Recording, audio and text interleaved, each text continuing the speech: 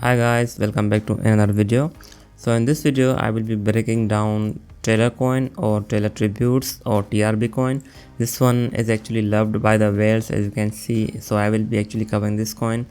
You can actually use the timestamps below to skip to any section you would like. So first of all, what is Tellor or Tellor Tributes?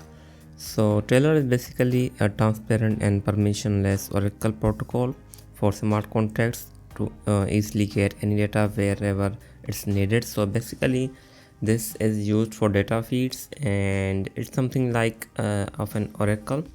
Also it's something like of an Chainlink. If you are actually related to Chainlink, this is basically same as that, but Chainlink does have other uses, so this one is only limited to the data feeds. So these are the data feeds. As you can see, we have a lot more, and the difference here is that anyone can actually provide data feeds. So the data feed providers are called reporters, and anyone can actually use their data, but to use their data they actually need to tip TRB coin, as you can see here, and these are called, I think, just a second. So this is the Tellor data reporters need a reason to report requested data. So if a user want to use their data, they can either stake to become a reporter, or they can add tip with data request to incentivize reporters.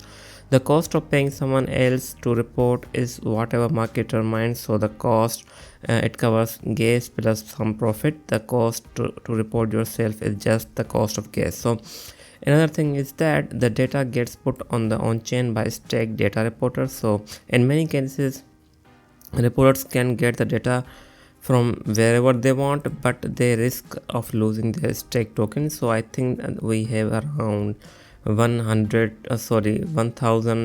TRB token required to actually do this staking. So you have to keep that in mind. So if you look here, so they if a user want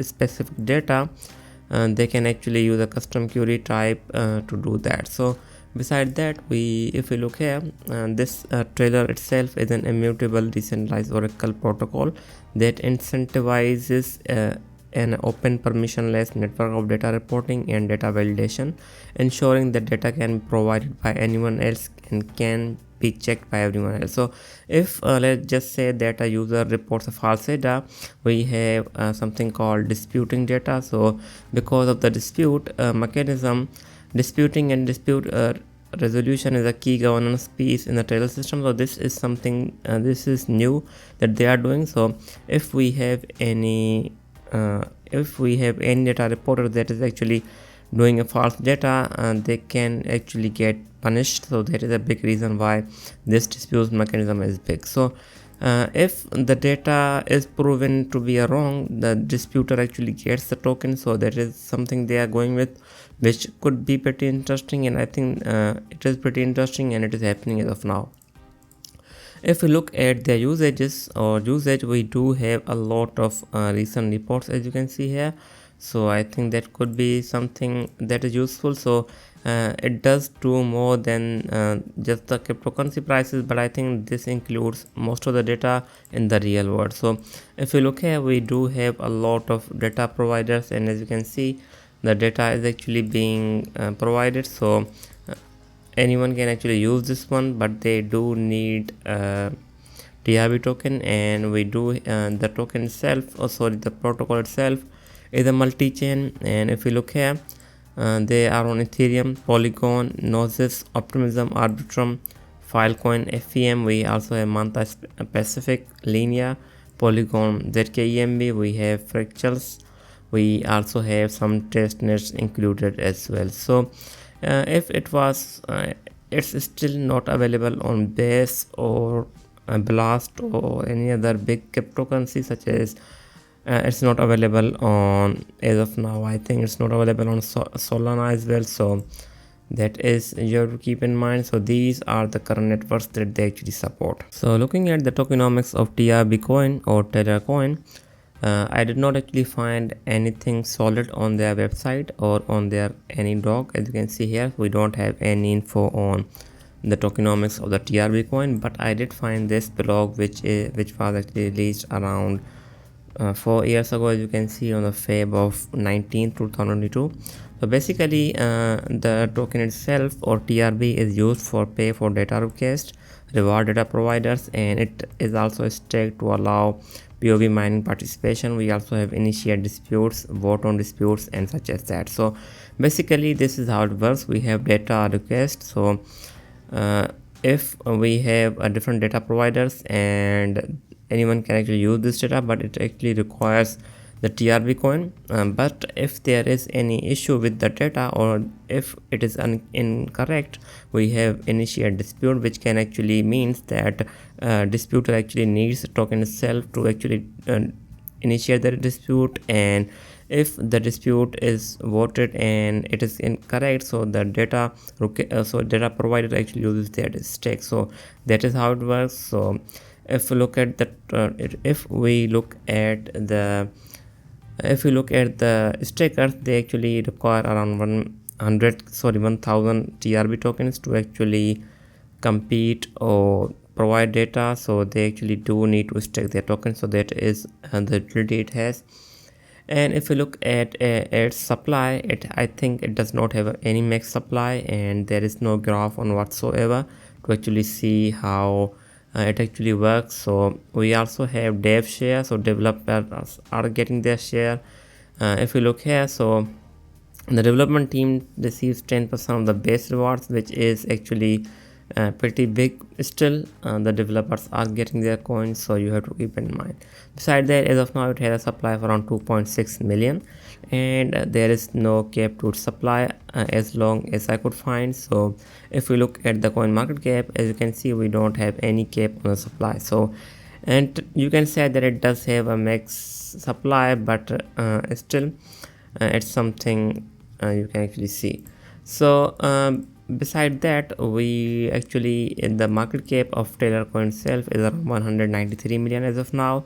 And if we look at the market cap and price relationship, just a second, so as you can see, they are actually moving both side by side. That is a pretty good. That means that the price and the market cap or have remained same so far. So which means that we don't have any crazy supply in the market which could actually impact the price. So looking at its price action, price analysis, this coin is actually Whale's favorite coin. As you can see, in the last on the December 2023, it went as high as $629 from actually $6, which is a pretty massive movement. And in just it was trading around $70, and it went as high as $600, which is over 800% increase in its price, which is pretty big. So this coin is a Whale's favorite coin, so you have to be extremely careful with this one if you are actually planning to buy it or trade it. So in my opinion, if this coin does have a potential, because even if their data is not used, or even if they don't have that much market share compared to Pyth or Chainlink, I think this, because of this coin's volatility, I think if we are able to get entry below the threshold, which could be around, I think, $19 or even below that, I think this coin could be a pretty good hold, because looking at its previous history, it has actually it did have a lot of pumps, as you can see. So if somehow we are able to get the entry around 19 or even below $20, I think this could be actually a pretty interesting coin to hold. As you can see, just recently it went from $42 to $80, which is a pretty massive gain as well. So if we are able to get entry, I think if we are able to get entry around below $15, which is pretty massive or pretty good. But I think getting into this coin around, just a second, so getting into this one below $40 or even $30 is a pretty good one.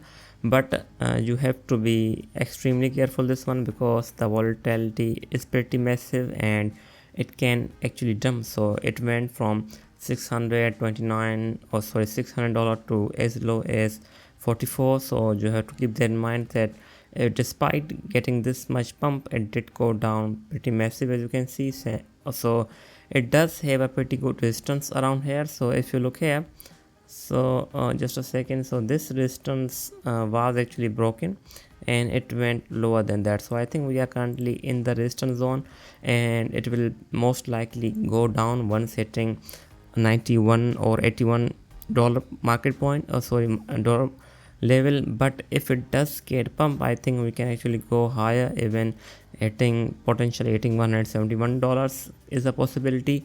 But the biggest reason why this coin has this much volatility is because it's listed on most of the exchanges. So if you look here, so I do remember this pump where it actually went crazy, and after that it also had this massive down the hill. So many people actually lost some money. So this one is a pretty risky one, and if you're planning to hold it, I in my opinion, I think it is best to buy it below $40 or even potentially below 15 or even $30. So if you look at their GitHub, their GitHub is pretty active, as you can see. That means it does have a pretty good development going on behind the back, and it does have pretty good users. So that is what is going on for this coin. So to conclude this video, if you're planning to get it here, it is better to wait and actually get it below $15 or even $20 or even $30, potentially $40. So still it depends on you, but these were my thoughts. I hope you like the video. I will be back with more. Thanks for watching.